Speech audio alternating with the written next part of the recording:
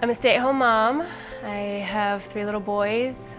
Hunter's my oldest, which is everything that a mother could want for having, her first baby. So I had a normal pregnancy with Hunter. He had an umbilical hernia that never went away. The doctor tried to take care of it a couple times. It's something that always stuck with him. From the very beginning, he was sick all the time.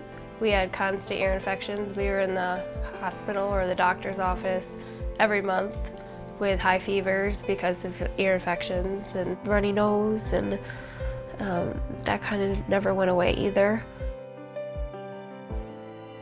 Hunter had a very big head. I always just said, oh, your dad has a big head, so we always just played it off. But it was just like his head didn't fit in with his body. Hunter was born August 2009. I got pregnant when he was 6 months old with Kingston. Kingston was November 10th, 2010. When he was born, we were, same joyed with another little boy. Always the runny nose again. That never went away. And then ear infections, always on antibiotics. We found a really good doctor and she wanted to test for developmental delays.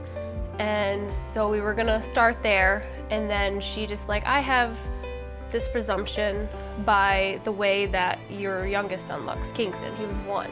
And she's like, I just wanna get him tested. And she said that if he has something wrong with him, then Hunter has something wrong with him. She sent us to a geneticist, in which they really didn't tell us anything other than it was an enzyme disorder. We didn't really know what it was until we got the phone call stating that they had mucopolysaccharidosis too. It was a hard time, lots of tears, lots of denial. And it wasn't just it was one child, it was both my children. And it was like a blow to the gut. There's no family history of it. There's nothing. My dad, he's just no, they got it wrong. It's something you don't want to believe that's happening to your grandchildren, your children. The boys were diagnosed January 2012. Hunter was 2, Kingston was 1. Everything comes back to Hunter syndrome, MPS II. Their heart problems were due to Hunter syndrome. Their ear infections, their vision was from Hunter syndrome. Just even with Hunter's hernia, he's 2 years old and he still has his hernia. Everything kind of fell in place with their diagnosis. It felt like the beginning, a new chapter, which it was, because now we could start going, they have something that's wrong with them that's causing their sickness. Right after they were diagnosed, I found out I was pregnant with Nash, and we did all the genetic testing. I actually found out that he was a boy at 8 weeks, and then at 12 weeks I found out he had Hunter syndrome. I didn't think, I was like, no, there's no way I could have 3 children with this disease. And that was my hardest point right there, when I got that phone call that he had it. They all have severe MPS II, so they're all cognitively affected from the disease. We didn't see a lot of speech until about 4 years old for Hunter. He doesn't understand things like a normal child would. Doesn't have personal boundaries, so he'll just come over and he doesn't care who you are. He'll just give you a big hug, that's just who he is.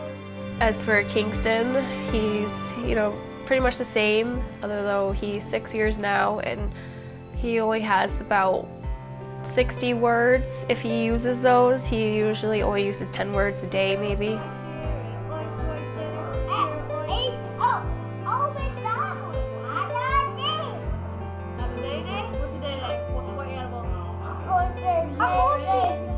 All 3 of my children are differently affected by this disease. There isn't anything I want to do for them. They're my reason for living, I'll wake up and it's I don't want to go today, it's just, you're so wore out. But then it's, those 3 little lives depend on you.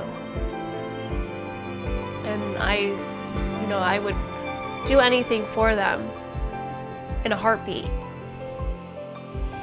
Those 3 boys bring so much love to everyone.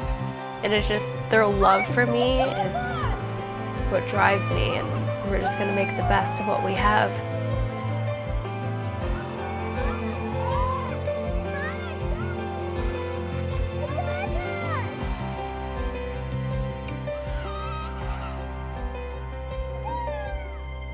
I could picture my life another way, but I wouldn't change my children for anything.